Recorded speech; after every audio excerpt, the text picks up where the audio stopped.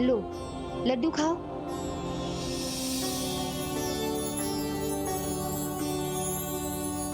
मैं भी जाती हूँ। तैयार होकर मुझे उनके स्वागत की तैयारी करनी है।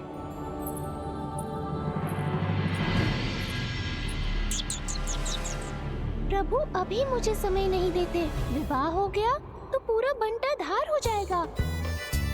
जैसे ज्येष्ठ कार्तिकेय विवाह के बाद अपने परिवार में रम गए, वैसे ही ये भी हो गए तो मैं कितना अकेला रह जाऊंगा। देखो प्रभु को, यहाँ मैं चिंता में घुला जा रहा हूँ और वहाँ वो है कि लड्डू पर लड्डू खाए जा रहे हैं। प्रभु, संकट ही नहीं, महासंकट की छाया है आपके सर पर, और आप है कि लड्डू के लालच में सब भूले जा रहे हैं। तो क्या करूं मूषक जी, मुझे अपनी इच्छा से लड्डू खाने की भी छूट नहीं है क्या? समस्या की गंभीरता को समझिए प्रभु। विवाह हो गया ना, तो अपने मन से कुछ भी करने की छूट नहीं रहेगी। क्या? हाँ। क्या समस्या इतनी बड़ी है? इसका तो मुझे अनुमान ही नहीं था। इधर इस ओर आइए प्रभु, मैं समझाता हूँ।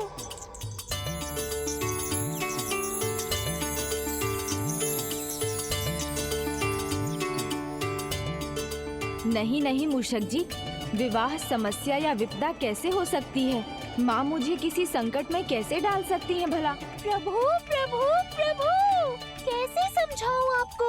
जो भूत भविष्य सब देख लेते हैं, वो इस बात को क्यों नहीं समझ पा रहे हैं कि विवाह के बंधन में उलझेंगे तो बस उसी में उलझ कर रह जाएंगे। सारी स्वतंत्रता मिट जाएगी। आप स्वयं ही सोचिए प्रभु, भ्राता कार्तिकेय के विवाह के पश्चात आप उनसे कितनी बार मिले हैं? पहले वो आप सबके साथ कितना समय बिताते थे, परंतु जब से उनकी शादी हुई है तब से सब बदल गया। मूषक जी, आप तो ऐसे रो रहे हैं जैसे विवाह एक दुर्घटना है, पर माँ का तो कहना है कि विवाह एक शुभ घटना है जो समय आने पर सबके जीवन में आती है।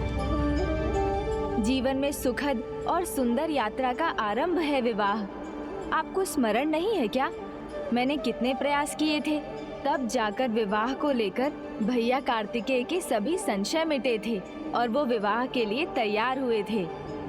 उनकी बात और थी, आपकी बात और है। उनके जीवन को स्थिरता की आवश्यकता थी, पर आप पर तो पहले से ही इतने सारे उत्तरदायित्व हैं। संसार में कहीं भी कभी भी कोई विपदा छाती है तो सभी आपको ही याद करते हैं। फिर आप दुखियों के कष्ट मिटाने जाएंगे या विवाह बंधन में बंध कर बैठे रहने पर विवश हो जाएंगे? जैसे यहाँ प्रभु महादेव है और वहाँ दक्षिण में भैया कार्तिकेय। आपकी बात मानता हूँ, विवाह सुखद भी है, सुंदर भी, पर अभी आपके लिए उसका उचित समय नहीं आया है प्रभु। अभी तो आपने यौवन के प्रथम चरण में प्रवेश किया है। ये तो सोचने वाली बात है मूषक जी।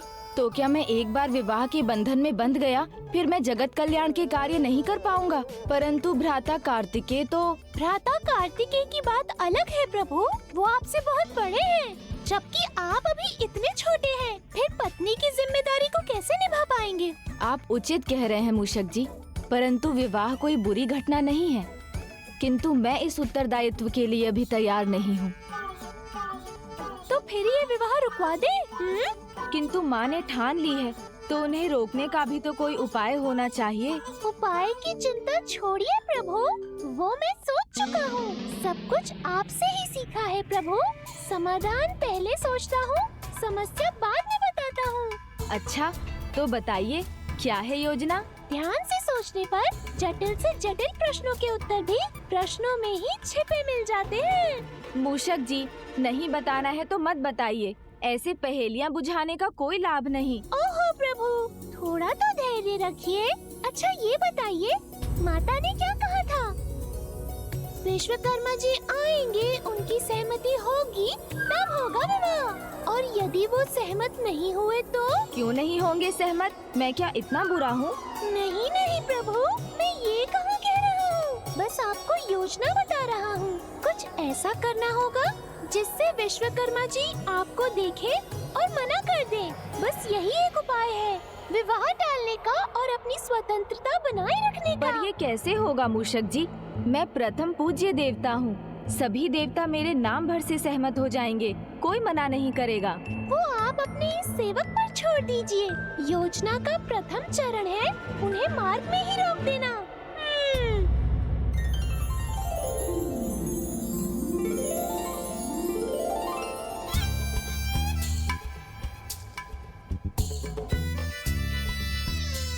दूर नहीं है वो, पर मैं भी तैयार हूँ। पिताश्री, आप हमें कैलाश तो ले जा रहे हैं, परंतु मैंने सुना है वहाँ सांप, बिच्छू, भूत, प्रेत सब रहते हैं। हाँ पिताश्री, ये तो मैंने भी सुना है। फिर भी कैलाश का स्थान देवलोक से ऊपर क्यों है? देवलोक में शांति है, किंतु कैलाश में अनेकता में एकता है। नंदी हो या सिंह सोम नंदी, मयूर हो या वासुकी नाग या फिर मूषक, सभी में एकता है। संसार जिनका परित्याग करता है, कैलाश उन्हें बिना भेदभाव के प्रेम भाव से सहर्ष अपनाता है।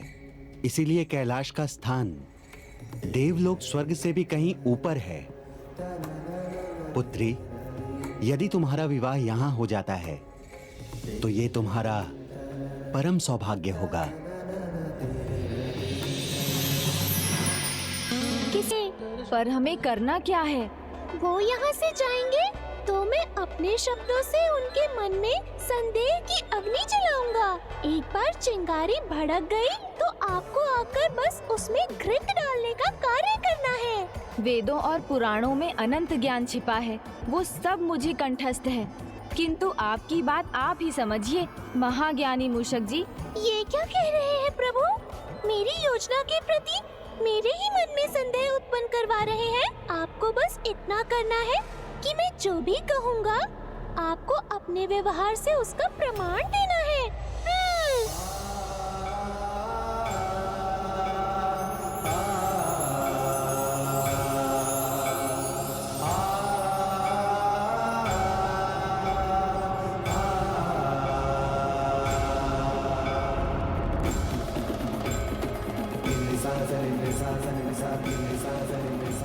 कहाँ खो गए प्रभु? ध्यान मत भटकने दीजिए, बस ये समझिए कि आपको करना क्या है। ये मुझे क्या हो रहा है? मैं विवाह नहीं करना चाहता हूँ, तो ये आकर्षण क्यों हो रहा है? प्रभु, समझ रहा हूँ मूषक जी। तो बताइए क्या करेंगे आप?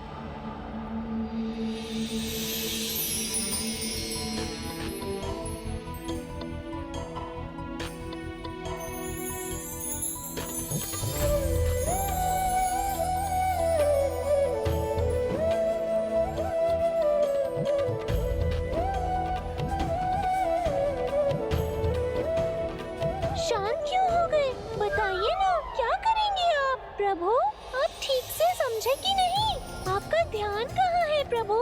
नहीं नहीं, विवाह के प्रति ये आकर्षण ठीक नहीं। मुझे तो बस मूषक जी की योजना में रुचि रखनी चाहिए। वो यहाँ पहुँच गए मूषक जी। बस, तो अब योजना पर अमल करना है। जो मैं कहता जाऊँ वो आप प्रमाणित करते जाइएगा।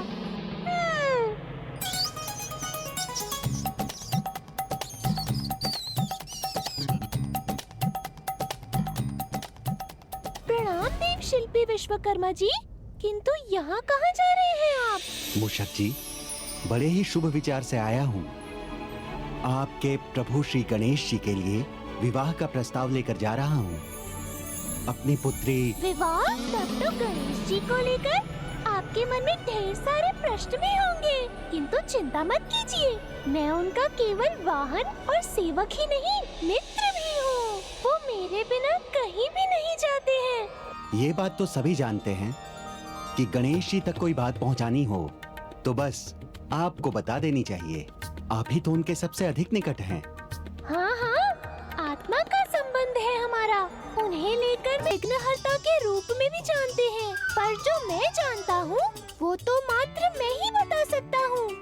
अच्छा, तो पहले मेरे प्रश्न का उत्तर दीजिए मूषक जी कि आप यहाँ क्यों हैं? ओह, वो गणेश जी के भोजन का समय है ना, तो वहाँ उस पहाड़ी पर दुर्लभ फल है, कैलाश से अधिक दुर्लभ और स्वादिष्ट फल और कहाँ मिलते हैं? वही तो, उनकी सरलता में भी कठिनाई है।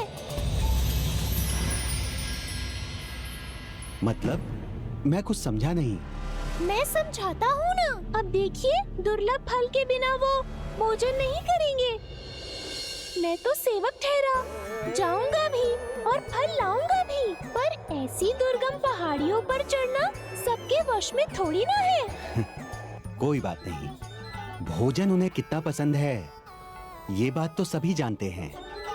हाँ, कोई बात नहीं, भोजन पसंद है तभी तो इतना बड़ा पेट है।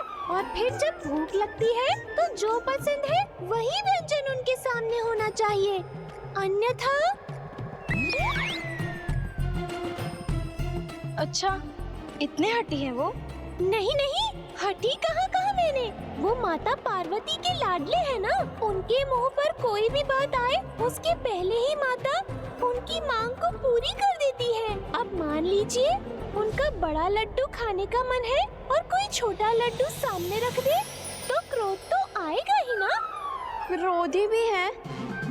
नहीं नहीं, ऐसा नहीं है, किंतु है तो महादेव के पुत्र ही ना। संसार जानता है महादेव भोले भंडारी हैं, तो उनका क्रोध भी संसार में किसी से नहीं छुपा। महादेव ने तो क्रोध में अपने पुत्र का ही शीश काट दिया था। पुत्र में पिता की छवि होना तो स्वाभाविक है ना। मूषक जी, आप कितनी पुरानी बात कर रहे हैं? मन के पुराने घाव कभी भी हरे हो सकते हैं, और इनके घाव तो मन में ही नहीं, इनके शीश पर भी है। अब किसी के साथ बचपन में ही ऐसी घटना घटी हो तो वो कभी न कभी तो बावलेपन में दिखाई देगी ही ना। बावलापन? वो भी होता है उनके साथ? नहीं नहीं, बुद्धि विधाता बावले कैसे हो सकते हैं? हाँ, ये बात है, बुद्धि अधिक हो तो अपने सामने किसी को कुछ नहीं समझते, न किसी की कुछ सुनते हैं। मूषक जी मेरी बुराई कर रहे हैं या प्रशंसा, कुछ समझ नहीं आ रहा है। तो क्या वो अहंकारी भी हैं? नहीं नहीं, बिल्कुल भी नहीं। अहंकार तो उन्हें छूकर भी नहीं गया है। अब बताइए, कोई इतना गुणवान हो, उसका आकार, उसका शरीर बड़ा हो, उसके बगल से कोई निकले, भले ही वो देव शिल्पी विश्वकर्मा जी ही क्यों न हो, और वो न देखे, न अभिवादन करे, तो इसे अहंकार थोड़ी कहेंगे। अब इसका प्रमाण मैं क्या दूं आपको? प्रमाण तो आचरण से ही मिलेगा। वही तो है प्रमाण। वो तो तभी मिलेगा जब गणेश जी स्वयं यहाँ आए और आप सभी को अनदेखा कर यहाँ से निकल जाएं। जो मैं कहता जाऊँ वो आप प्रमाणित करते जाइएगा। ओह, समझा। ये उनके प्रति मेरे निरादर प्रदर्शित करने का संकेत है। अब मुझे उनके सामने से ऐसे निकलना है जैसे मैंने उन्हें देखा ही नहीं।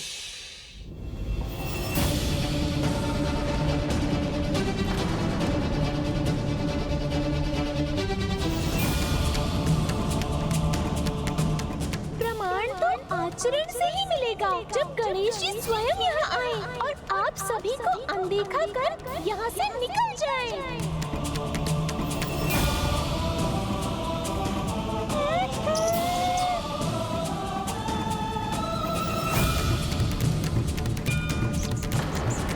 ऐसे ही बढ़ते रहिए प्रभु, जाइए जाइए।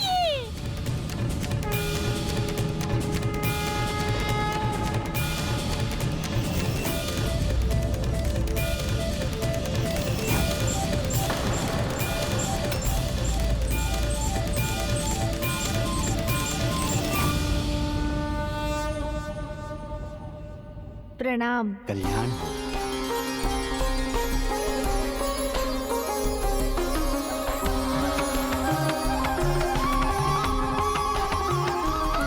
प्रभु, ये छोटी सी बात नहीं रख सके, मेरी सारी योजना पर पानी फेर दिया।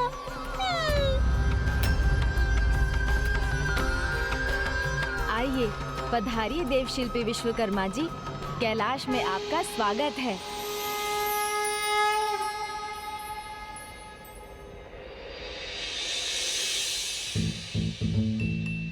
प्रभु, अपनी अच्छाई का नहीं, बुराई का प्रमाण देना था आपको। ध्यान रखिए, कोई भी व्यक्ति अपने स्वभाव के विपरीत व्यवहार नहीं कर सकता। मैं तो बिल्कुल भी नहीं। तो फिर आप भी ध्यान रखिए प्रभु। हो जाइए तैयार अपने विवाह के लिए।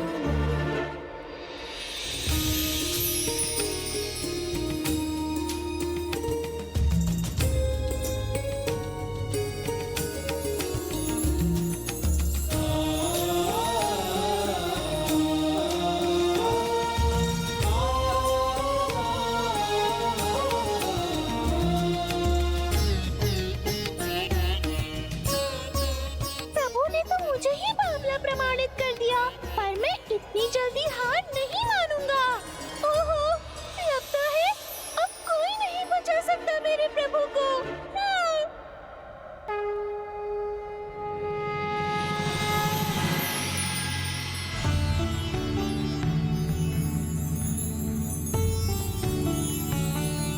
लगता है आपकी भेंट तो पुत्र गणेश से मार्ग में ही हो गई।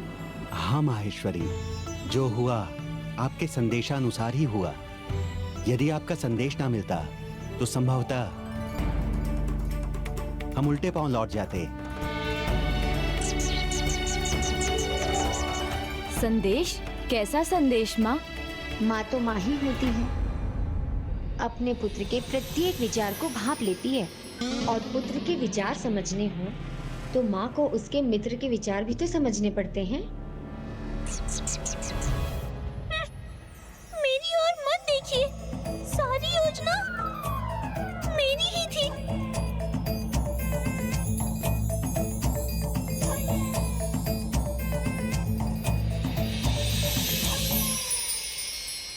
आइए भीतर पधारिए।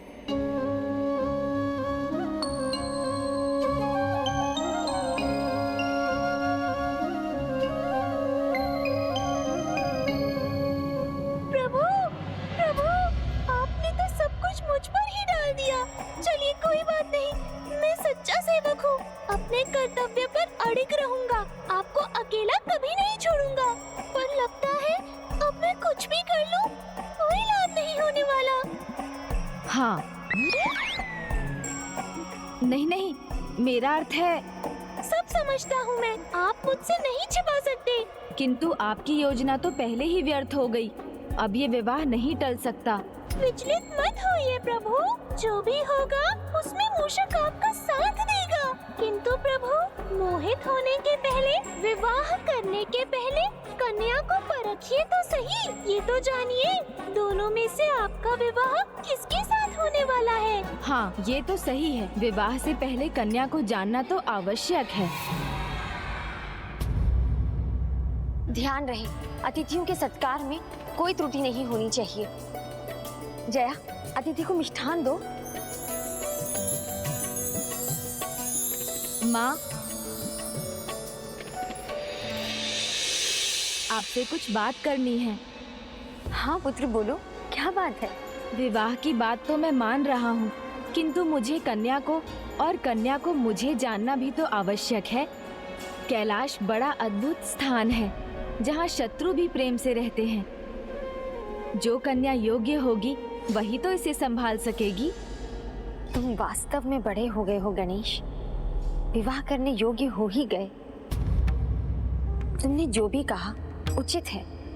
जो भी प्रश्न पूछकर तुम परखना चाहते हो उसकी अनुमति है पुत्र। और मेरा ये मानना है कि विश्वकर्मा जी को भी इसमें कोई आपत्ति नहीं होगी। किंतु माँ, मैं परखूं किसे? बाहर तो 2 कन्याएं हैं। मेरा विवाह उनमें से किससे होगा ये तो मुझे पता ही नहीं। ये तो विश्वकर्मा जी ने मुझे भी नहीं बताया। किंतु पुत्र, ये उनसे अधिक तुम पर निर्भर करता है। प्रश्न तो तुम्हें दोनों से ही पूछने होंगे। हाँ माँ, ये तो उचित सुझाव है, ऐसा ही करूँगा।